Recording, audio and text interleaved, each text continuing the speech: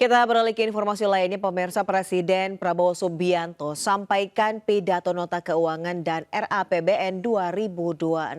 Presiden mengatakan program unggulan pemerintah telah dirasakan manfaatnya oleh jutaan rakyat Indonesia.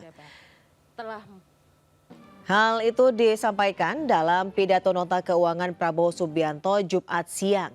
Presiden mengalokasikan anggaran untuk program makan bergizi gratis hingga 335 triliun rupiah di tahun 2026. Prabowo mengatakan hingga saat ini jumlah penerima program MBG mencapai 20 juta orang. Program unggulan lain seperti cek kesehatan gratis, revitalisasi sekolah, dan sekolah rakyat juga dirasakan manfaatnya oleh jutaan rakyat Indonesia. Saudara Wakil Presiden Republik Indonesia, makan bergizi gratis hari ini telah mencapai 20 juta penerima manfaat. Cek kesehatan gratis sudah mencapai lebih dari 17 juta penerima manfaat. Revitalisasi sekolah sudah sampai lebih dari 13.000 sekolah dan madrasah. Sekolah rakyat sudah mencapai 100. Pembentukan koperasi desa dan kelurahan Merah Putih telah dimulai tahun ini. 80.000 koperasi telah dibentuk. Dan pada akhir tahun 2025 ini, sementara itu masyarakat antusias mengikuti upacara peringatan HUT ke-80 kemerdekaan Republik Indonesia di Istana Merdeka Jakarta. Ribuan warga dari berbagai kota rela antre mengambil undangan fisik sesuai jadwal yang telah ditentukan.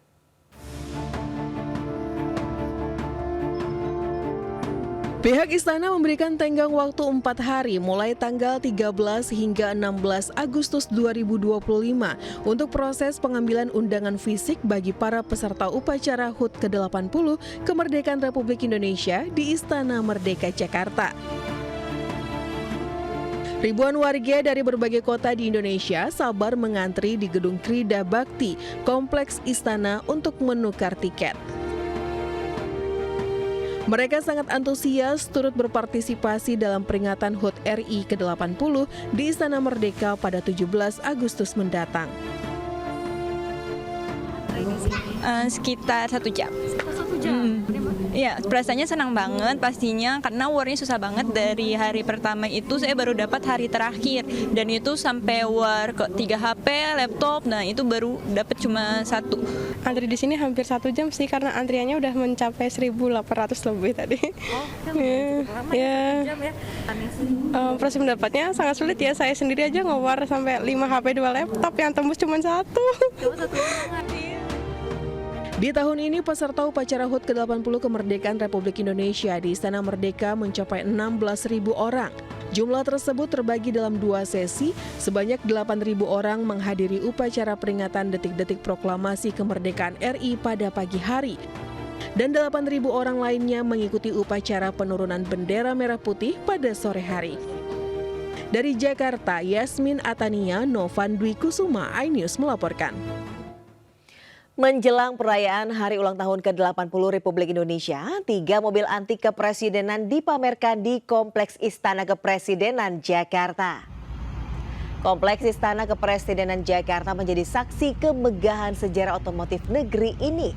3 mobil antik kepresidenan dipamerkan, kilas balik kendaraan yang pernah mengantar para pemimpin bangsa. Ketiganya pernah digunakan oleh Presiden Soeharto, Presiden B.J. Habibie, dan Presiden keempat Abdurrahman Wahid atau Gus Dur. 3 mobil yang mejeng adalah tipe mobil sedan keluaran tahun 1980. Mobil-mobil ini tampil gagah, mencerminkan kemewahan sekaligus wibawa yang sesuai untuk kendaraan orang nomor 1 di Indonesia pada masanya.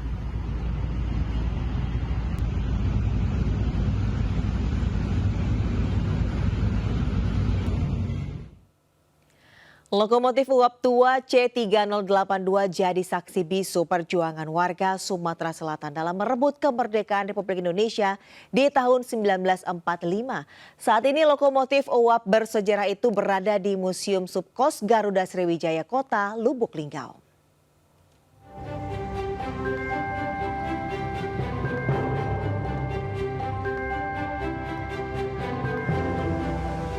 Inilah lokomotif C3082 yang merupakan saksi bisu sejarah perjuangan kemerdekaan Republik Indonesia di Sumatera Selatan.